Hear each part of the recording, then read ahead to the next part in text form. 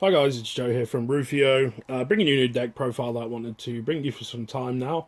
This was a deck that I took to a regionals earlier this year. It's been a couple of ban lists since then, so things have changed. I'll try to rebuild it with what I've got. It's a deck that can be built on a budget. I've included non-budget options, but I will go through what changes you can make. I would say the majority of the deck though is pretty cheap to build. So to give you an idea, basically the concept of the deck is to get through your utility monsters that are your Exceeds sort of summons as quickly as possible, basically. So you want to get to Minerva turn one and go through there. Heads up for you Lightsworn purists out there, you are probably not going to like this. It uses the Lightsworn Engine as a way to get through the deck pretty quickly, to be explosive plays, to give it a nice high ceiling. It's a little bit of a glass cannon, like it can lose, if you're kind of unlucky, I guess, like any deck, but and it's kind of prone a little bit to bricking, but if you can get to Minerva turn one, you're more or less set from there.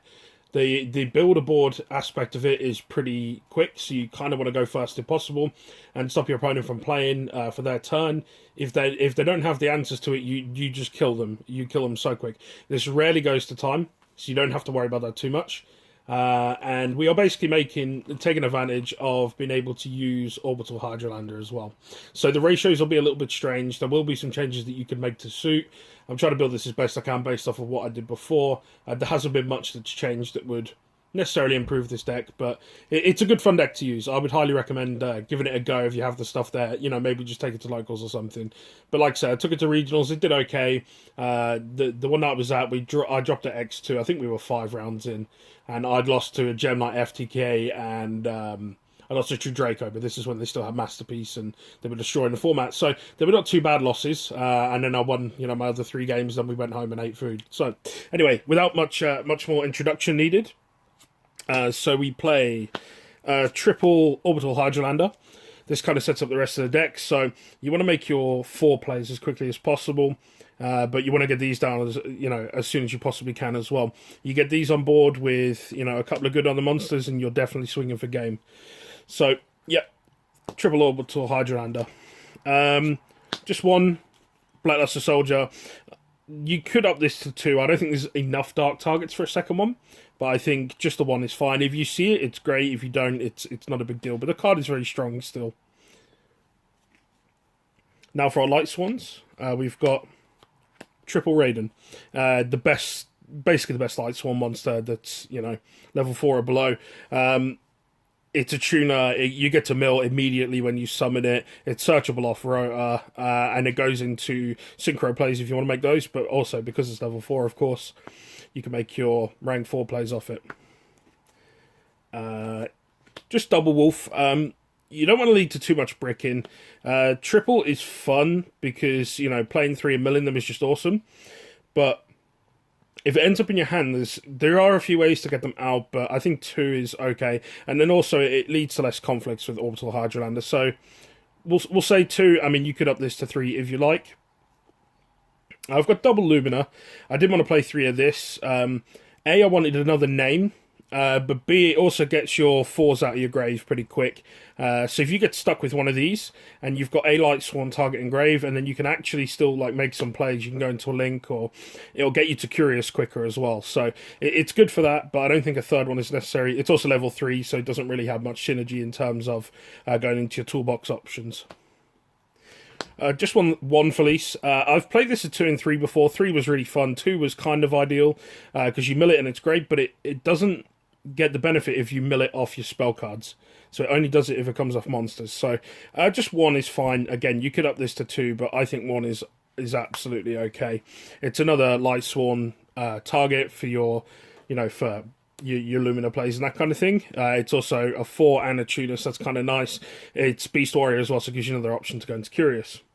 We've got 1 Twilight Raikou. Normal Raikou sucks. Twilight Raikou's okay. It's another dark target. It's also non-target and removal, so it just gives you the option, and you can just get rid of it pretty easy. So it's 1 more option. And again, you can get rid of it off with the spells. And then this is the last Lightsworn monster I played, just one liner. Back row kind of hurts this deck, especially floodgates and how prevalent they are at the moment. So being able to take those out is really important. Again, to spellcaster, it's another option to go into Curious. It's level 4, so that's kind of good. Yeah, and then it just, like I say, it pops back row and it gets you a few mils, if nothing else. Then we're on to our extenders. I play one Zephyros. Again, it's an option to make your 4 plays, but also you can use it for Blackluster Soldier. Once you've used its effect and you can't use it again, you can just banish it and it's okay. Again, because it's a one-of, it doesn't conflict with Hydralander. I'm running 2 Fairy Tale Snow. 3 I used to run before, and I always found that I ended up in situations where it kind of was just stuck in your hand, and you didn't really want it to be there. I think 2 is fine. If they get rid of both of these, like if they call by the grave both, then you've probably lost anyway. So, and again, it's light, it's a spellcaster, so it's another option to go into Curious, and you're just going to keep recurring that card. That card is your main engine in this deck. It's going to keep banishing stuff and leading you into your easy rank 4 plays and then go from there. Like, you can just use this and banish Giant Rex and a few other bits and bobs to just quickly make a rank 4 and go from there. And sometimes that's all you need to get your engine started. Just one Goblin Bug. It's a warrior, so it can be searched by Rotor, and it just gets another 4 out your hand to make a quick Minerva play if needed. Double Photon Thrasher, same reasons again. Warrior, easy to summon, going first. It's a light, so it's another Curious target. And again, you can search it with Rotor and go from there. Supreme King Dark Worm. This, you can just send it off Foolish Burial. If it gets milled out, it's an option if your board gets cleared. And again, being dark, it's another target for Blackluster Soldier. Now we're on to the cards that sort of benefit from being banished. There are 3 main ones that we use.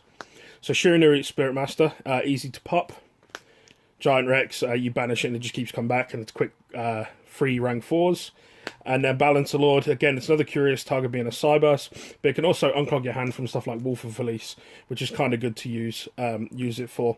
Now, I have a funny story at one of my regionals. Some guy used, I can't remember what the card is. You guys will probably know which one it is on I'm talking about. It was when I first came back to the game, and he used a card that made me banish 3 cards from my deck. I think he was going first, and I used these 3. I popped his one monster he had.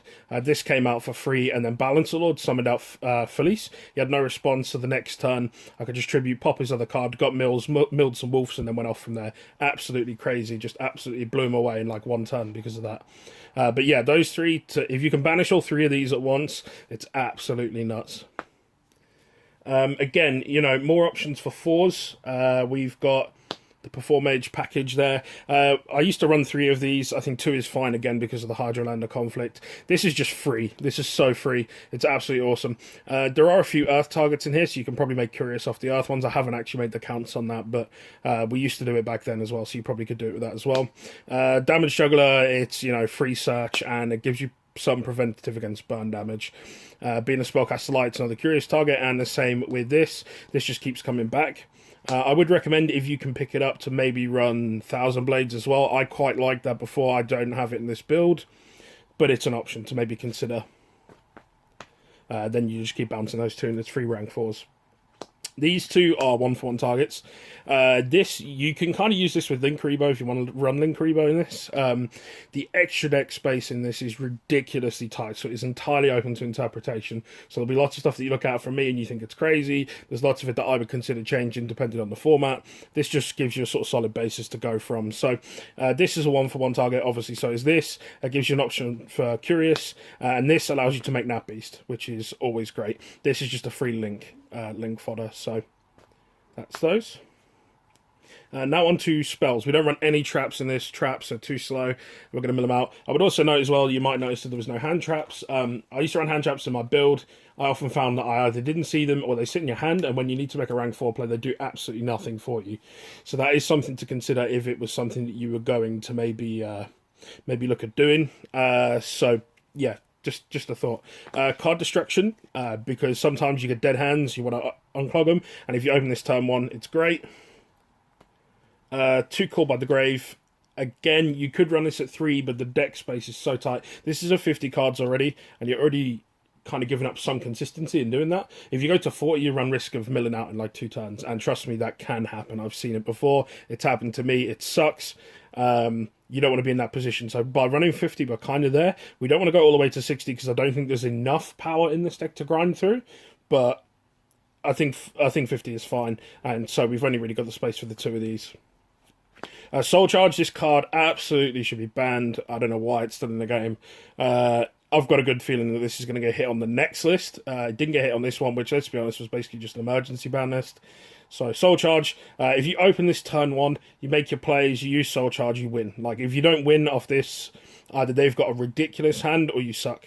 So it's choice is yours on those. We've got triple gold sarcophagus. It's too broken not to run, especially with all the banish effects.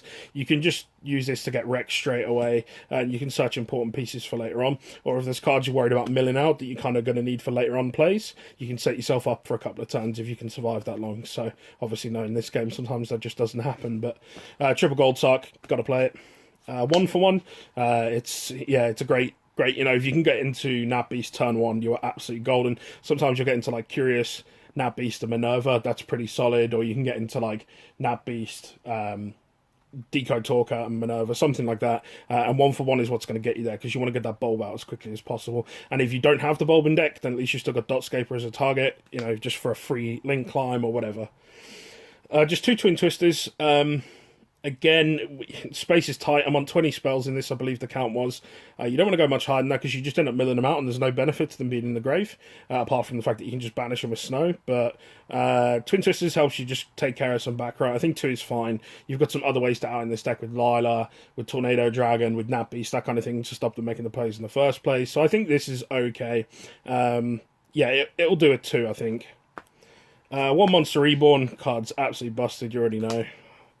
1 rotor, you've got plenty of targets. You want to see that 4 as quickly as possible. This will help you get there. 1 Foolish Burial. If you're running a mill deck and you don't run this, you're a bit of an idiot. So I'm sure I don't have to explain why, but just in case, you can send anything you want to the grave, basically. And that's always good in this kind of deck. Reasoning, this is just a fun favourite of mine. There probably are other options. You could run another Twin Twisters or another Call by the Grave or something instead. I like this card. You've run so many monsters that you're bound to hit one. And again, it'll get you to a free rank 4 pretty quick. Or allow you to link climb. And then I'm running triple charge Light Brigade. And triple solar recharge to round it off. These are going to help you get through the deck as quickly as possible to see the cards you need to see. Sometimes they become a bit dead because the Lightsworn count is about 10, if I remember correctly. So sometimes these are kind of dead, but you can just banish them with snow anyway, so it's absolutely fine. You're going to probably end up milling these, but it's absolutely nuts when you open a couple of these, like 1 of each turn 1, and that happens quite a lot, being they're both at 3. It's absolutely insane to see both of those turn 1. Like, you're going to get halfway through your deck, you're going to see so much. And it's also great as well because you can use one, and if they try to ash it, you can just activate the other without having to fear it getting ashed away or stopped.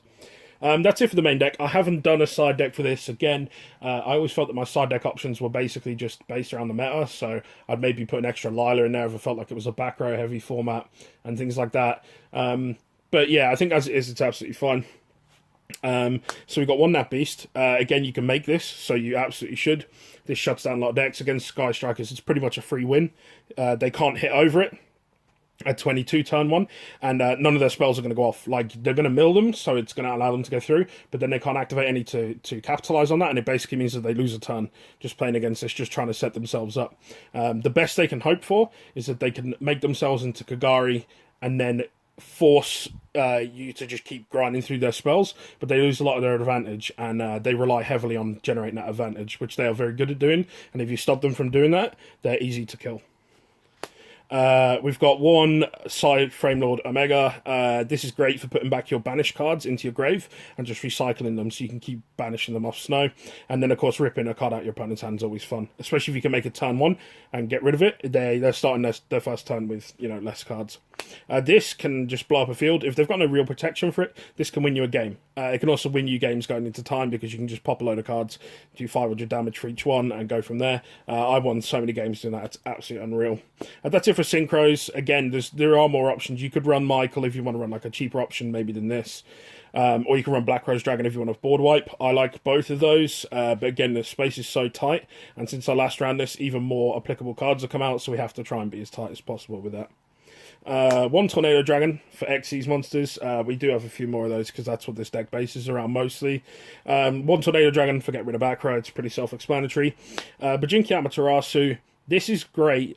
Sometimes it feels a bit much because you're getting rid of 3 level 4s to make it, but actually because you're going to get one back straight away, it's effectively like the cost of 2, and the fact that you can use that effect 3 times is absolutely nuts. And again, it's a live beast warrior, so it's another curious option if you really want to go into it.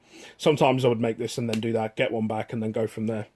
We're running 2 Minerva. I think 2 is absolutely fine. Again, you don't want the conflict with Hydralander, and 2's okay. Like, if you get through 2, you're pretty much set. You're either winning that game or you've pretty much lost already anyway. So, if they can out 2 and they're absolutely fine, then you're in trouble anyway. So, One Abyss Dweller, you want to shut them down. Certain decks, like Burning Abyss, has seen a lot more play. I run it myself, so I know how much this card absolutely sucks to be used against you.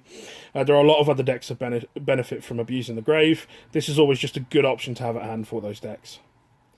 We've got the Utopia package. This is really cheap to pick up now, especially with the reprint of Utopia the Lightning. It was nuts before. This is the dual terminal one. You won't get this cheap. Sorry, I had to throw that in there. This is pretty beautiful. Yeah, those 2, it's great. You can just have big monsters, stuff like Ultimate Falcon, that kind of thing, if you accidentally pop Awaken the Dragon or something like that.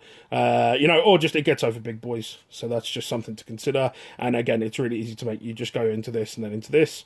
And then if you get really stuck with it and you can't activate the effect anymore and they can out it, you can turn it into Curious. So, just a thought.